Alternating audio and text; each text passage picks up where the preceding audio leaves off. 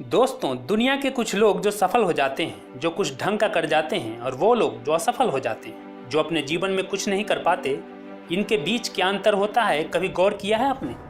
ज़्यादातर लोग जो समतल रास्तों पर चलकर भी लक्ष्य तक नहीं पहुंच पाते, वहीं कुछ लोग उबड़ खाबड़ रास्तों पर चलकर भी अपने लक्ष्य को हासिल कर लेते हैं। अधिकांश स्टूडेंट्स जिन्हें सभी सुविधाएं मिलती है, वो अक्सर शिकायत करते हैं कि उन्हें पढ़ने में मन नहीं लगता। वहीं कुछ एक छात्र होते हैं जिन्हें अभाव में रहकर भी पढ़ाई से प्यार हो जाता है। दोस्तों, एक छोटी सी सच्ची कहानी मैं आपको बताता हूँ। ये कहानी है 1945 की। द्वितीय विश्व युद्ध अभी खत्म ही हुआ था। तब हमारा देश आज़ादी पाने के बिल्कुल करीब खड़ा था। सभी भारतवासी पूरे जोश और आशा से भरे हुए थे। उस वक्त छोटे कलाम की उम्र लगभग 14 वर्ष थी। अखबारों में, रेडियो पर देश की आज़ादी की खबरों को सुनकर छोटे कलाम के मन में भी देश के लिए कुछ करने की ललक जाग चुकी थी। वो ये समझते थे कि कुछ करने के लिए अच्छी शिक्षा पाना जरूरी है, और इसके लिए कलाम अच्छे स्कूल में पढ़ना चाहते थे। लेकिन वो ये बात अपने माता पिता को बताने की हिम्मत नहीं जुटा पाते थे। कलाम के माता पिता हालांकि बहुत ही कम पढ़े लिखे थे, लेकिन वे अच्छी तरह समझते थे कि कलाम क्या चाहता है। उन्हें भी कलाम से बहुत उम्मीदें थी। वे कलाम को लेकर बड़े बड़े सपने देखते थे।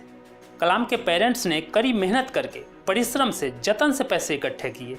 कलाम का दाखिला रामेश्वरम से दूर रामनाथपुरम शहर के बहुत ही अच्छे स्कूल द स्वार्थ स्कूल में हो गया। कलाम शहर तो आ गए, लेकिन वहाँ उनका मन नहीं लग रहा था। उन्हें अपने रामेश्वरम की सुकून, शांति, अपने परिवार की कमी खल रही थी। एक दिन कलाम जल्दबाजी में गलत कक्षा में चले गए, जहाँ गणित के शिक्षक पढ़ा रहे थे। उन्होंने छोटे कलाम को घूरते हुए बोले कि जब तुम सही कक्षा ही नहीं ढूंढ सकते तो तुम इस विद्यालय में क्या कर रहे हो? तुम्हें तो वापस अपने गाँव लौट जाना चाहिए। फिर उस अध्यापक ने कलाम को पूरे कक्षा के सामने एक के बाद एक कई सारे बेंत लगा दिए। छोटे कलाम का दिल टूट गया। उनका मन तो किया कि वे वापस अपने गांव लौट जाएं, लेकिन उन्हें अपने परिवार की याद आ गई। उनके माता पिता ने इस विद्यालय में दाखिला दिलाने के लिए कितना कठिन परिश्रम किया है, कितना त्याग किया है। फिर कलाम ने यह निश्चय कर लिया, ये ठान लिया कि अब वे एक अच्छा स्टूडेंट ही नहीं बनेंगे, बल्कि सबसे अच्छा स्टूडेंट बनकर दिखाएंगे और अपने माता पिता का नाम रोशन करेंगे। उस दिन के बाद से वे मन लगाकर दिन रात पढ़ाई में जुट गए। कुछ महीने बीत जाने के बाद जब परीक्षा का रिजल्ट आया तो कलाम के जोश और उत्साह का ठिकाना नहीं रहा।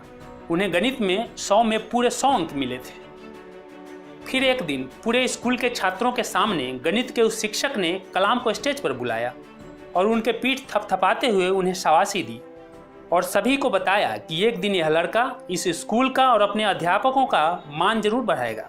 अपने गणित के अध्यापक के लिए जो कलाम के दिल में थोड़ी बहुत करवाहट थी, वह आंसुओं के साथ निकल गई। कलाम जब वापस अपने घर आए तो उनकी मां ने अपने हाथों से मिठाई बनाई और उनके पिताजी ने पूरे रामेश्वरम में मिठाई बांटी। दोस्तों, हम सभी जानते हैं कि आगे चलकर अब्दुल कलाम देश के सर्वोच्च शिखर तक पहुंचे। उन्होंने अपना संपूर्ण जीवन देश की सेवा में, देश को आगे बढ़ाने के लिए, देश के लिए समर्पित कर दिया। वे आज हमारे साथ नहीं है, लेकिन हर हिंदुस्तानी के दिल में बसते हैं। वो उनका जीवन हिंदुस्तान के सभी युवाओं को युगों युगों तक हमेशा प्रेरित करता रहेगा। अब्दुल कलाम के इस कहानी को जो भी छात्र, जो भी युवा अपने जीवन में जिस दिन उतार लेगा, उसी दिन से वह सफलता के रास्ते पर अग्रसर हो जाएगा। यह मैं पूरे यकीन के साथ कह सकता हूँ। दोस्तों, अगर आपको ये वीडियो पसंद आया हो तो अपने दोस्तों के साथ शेयर जरूर करना। जय हिंद, जय भारत।